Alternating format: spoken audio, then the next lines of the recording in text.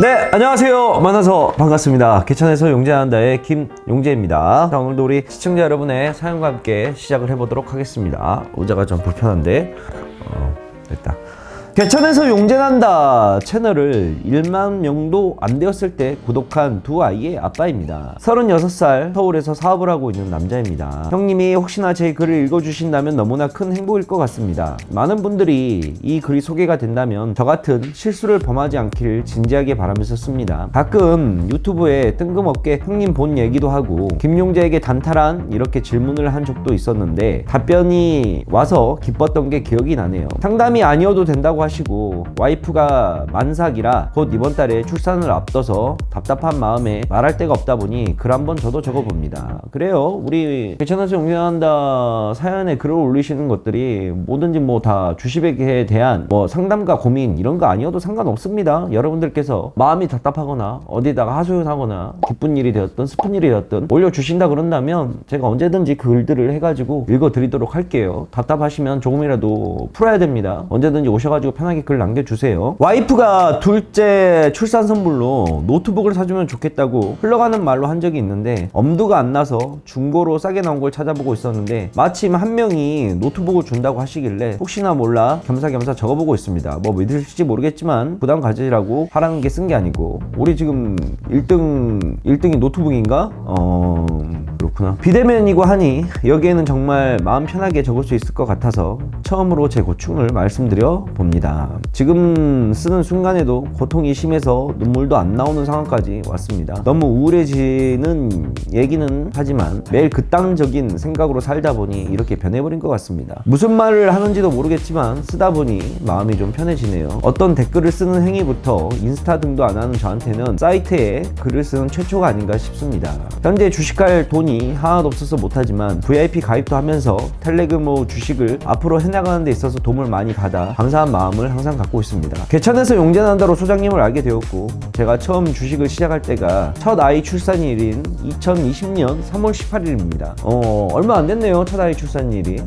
첫 아이가 너무나 행운인 것 같아 아이가 오전 11시 30분에 나왔는데 9시에 그냥 이름 보고 싸 보이고 이런 주식을 사면서 멍청하게 주식을 시작하게 되었습니다. 제 실력이 아닌데도 불구하고 그 당시에 코로나 이후 주식장이 좋아서 1년 연봉을 2달 만에 벌면서 나락으로 가게 되는 시점이 된 것 같습니다. 집 대출이 많아서 이대로면 1년이면 다 갚겠구나 하면서 신용미수를 같이 하게 되었고 어느새 플러스 5천만 원은 집 담보로 대출 받으면서 무리한 매매로 인해 마이너스 5억으로 바뀌게 되어 결국 집을 내놓은 상태입니다. 제가 초등학교 때 전단지 시작하며 모은 돈과 와이프가 중학교 때 롯데리아를 시작으로 모은 돈 모두를 제 어리석은 결정으로 말로 표현할 수 없는 우울감과 바꾼 것 같아 이래서 자살을 하는구나 생각이 자주 듭니다. 매일 새벽에는 신문을 돌리고 오전 오후는 사업을 하며 밤에는 호프집 알바로 버티지만 집은 팔리지 않고 이자를 못 버텨서 결국 지금은 일수를 쓰면서 간간히 버텨가고 있습니다. 뭔가 VIP 해지하면 그 차익을 준다고 해서 하루하루 버티기가 힘드니 해지하는 것도 생각을 해봤는데 봉사 및 기부하는 걸 보고 제 돈이 좋은 데에 쓰이는 것 같아 전화를 했다가 끊은 적도 있습니다. 집이 팔리면 다시 영원에서부터 시작입니다. 안 팔리면 어떻게 해야 될지가 너무 까마득합니다. 더 이상 대출도 안 됩니다. 자수성가를 한 건지 제가 한 척을 한 건지 모르겠지만 15년 전 8평에서 아버지 동생이랑 살던 제가 결혼도 하고 집도 사고 제 자동차에 말 그대로 눈에 넣어도 안 아픈 첫째 딸과 곧 둘째 딸까지 나름 만족하며 행복한 삶을 꿈꿨던 적이 있었습니다. 이런 얘기 죄송하지만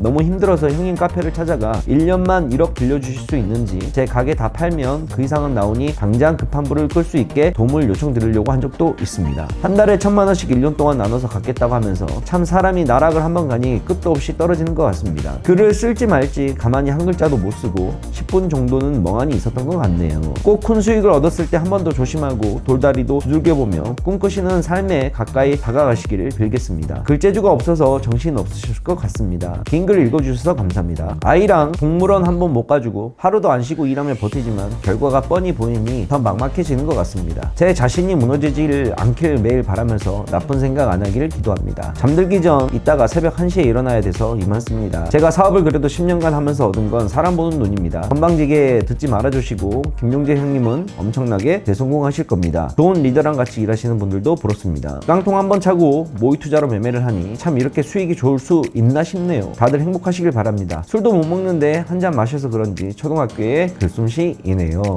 라고 시청자분께서 사연을 남겨주셨네. 참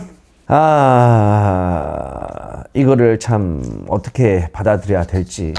주식이라는 게 돈 먹고 돈 먹는 게임이라. 근데 이 주식이 벌자고 하는 일인데 실질적으로 돈을 버는 사람보다는 돈을 잃는 사람들이 더 많지. 이게 군중 심리가 대단히 무서운 거야. 나도 이제 좋아하는 말 중에 이런 말이 있는데, 나에게 있어서 가장 쉬운 일은 내 앞에 1000명의 사람들을 설득시키는 일이다. 근데 나에게 있어서 가장 어려운 거는 한 사람을 설득시키는 일이다 라는 말이 있어. 내가 그 말을 참 좋아하는데, 그만큼 군중 심리가 작용을 하게 되면 무서운 거고, 군중 심리가 움직이다 보면 이성보다는 감성이 많이 앞서게 돼. 이제 이러한 현상들이 금융권에서도 많이 일어나. 이러한 현상들이 언제 일어나느냐, 바로 한 재작년 코로나19 때 주식시장이 미친듯이 급등을 할 때, 그때 너도 나도 돈을 번다고 하니 지금이 아니면은 돈을 벌 수 없겠구나 생각해서 사람들이 되게 주식을 많이 시작을 했었지. 또 예전엔 코인 열풍이 불었을 때, 비트코인이 몇 천만 원을 가면서 폭등을 했었을 때, 그때도 코인 인구가 대학생부터 중학생, 고등학생까지 굉장히 광풍이 열면서 안 하면 바보라는 소리를 들을 정도로 올라가기 시작을 했단 말이야. 근데 늘 그렇지만 올라가는 데 있어서 같이 뭐 시대의 흐름에 맞춰서 하는 건 좋아. 예를 들어서 지금 유튜브 다들 하고 있잖아. 나도 뭐 유튜브를 하고 있지만 유튜브가 대세기 때문에 이걸 하고 있는 거잖아. 그래서 뭐든지 시대의 흐름에 맞서서 사람들이 몰리는 데는 그만큼 이유가 있는 것이고, 그거에 대한 결과가 나올 거라 생각을 하고 우리가 다들 한단 말이야. 그런데 항상 그 결과가 꼭 우리에게 좋게만 다가올 수는 없다는 이야기인 거지. 내가 만약에 주식시장만 놓고 보았을 때 대상승장일 때는 정말 눈먼 돈 가져가는 거야. 누구나 다 쉽게 돈을 벌 수 있는 장이야. 왜? 10개 중에 9개는 올라가는 장세기 때문에 어떤 거를 컨택을 하든지 간에 대부분 수익이 좋을 수밖에 없어. 그때 주식시장 엄청 올라갈 때 하면서 돈을 벌어 놓으면 어떤 생각이 들면, 특히 직장인들이 뭐 한 달에 월급이 한 400 받는다 치자. 근데 주식으로 해갖고 단 한 달 만에, 2달 만에 내 월급의 연봉 가까이를 벌어버리게 되면, 내 월급을 내가 뭐하러 이거를 한 달 동안 쎄간하게 일을 해갖고 돈을 버냐라는 막연한 생각이 들지. 그러면서 이때를 기회다 싶어서 돈을 더 많이 갖다 투자를 하고 내가 항상 얘기를 하는 게, 우리는 모두 이성적인 사람이라고 생각을 하지만 우리는 되게 감성적인 사람들이야. 눈앞에 뭔가가 보이게 되면 그거에 따라서 움직이기에 되게 힘들어. 자, 예를 들어서 성공한 사람들이나 훌륭한 사람들, 우리가 흔히 훌륭하다고 하는 것들은 뭐야? 흔히 훌륭하다고 얘기하는 거는 결국은 두 가지의 분류인 거거든. 자, 하나는 인격적으로 훌륭한 사람들, 자, 둘째는 물질적으로 훌륭한 사람들. 우리는 결국 누군가를 멘토로 삼고 볼 때 인격적으로 훌륭한 사람을 존경하든지, 아니면은 물질적으로 많이 가진 사람을, 성공한 사람들을 존경하든지, 아니면은 이왕이사 인격적인 부분과 물질적인 거 둘 다 갖추고 있는 사람들이라고 하면 우리는 훨씬 더 존경을 많이 하는 거지. 근데 이러한 사람들의 어느 정도의 특징을 보게 되면, 이 사람들은 항상 잘 될 때를 대비를 해. 내가 이만큼 벌고 있으면 이만큼 번 거를 너무 과도하게 다시 움직이지를 않는단 말이야. 특히 주식 쪽에서는 더 그런 게 있고, 2019년대 20년대 그렇게 미친듯이 시장이 오를 때 이게 마지막 기회다 생각하고 탔던 사람들, 특히 꼭지점에 사면 살 때일수록 물려있는 사람들이 지금도 어마어마하게 많겠지. 항상 흐름을 잘 타야 돼. 올라갈 때는 그 흐름에 편승을 했다가 슬슬 어느 정도 끝물이 나오기 시작하면 잘 빠져야 되는데, 그게 되게 투자라는 거에 있어서 힘들지. 주식만큼 지금 또 문제가 되고 있는 게 뭐야? 지금 미친듯이 떨어지는 것도 뭐 있어? 그래, 부동산들. 부동산 가격 미친듯이 뛴다고 그래서 연끌까지 다 해가지고 특히 젊은 친구들이 지금 다 죽어나가고 있잖아. 금리 인상 때문에. 힘들지. 그러니까 항상 들어갈 땐 들어가야 되고 빠질 때는 잘 빠져야 되는데, 그게 안 되면 굉장히 힘들어. 이성적인 사람들이라면 감성이 아무리 지배를 하고 있다 하더라도 이성의 끈을 놓지 말고 그거를 잘 따라가야 돼. 근데 실질적으로 그게 가기가 그렇게 굉장히 힘들다는 거지. 지금 이 순간도 급등주 타지 말자, 바닥에서 움직이고 있는 저점주들 사자 라고 얘기한다 한들, 당장 내일 아침에 급등주 보이게 되면 다시 또 사람들은 매수 버튼을 누르고 시장가로 진입을 해. 결국에는 후회를 하는 이유는 뭐야? 이거에 대한 결과가 좋지 않았기 때문에 우리가 후회를 하는 거야. 결과가 좋았다면 우리는 후회를 해?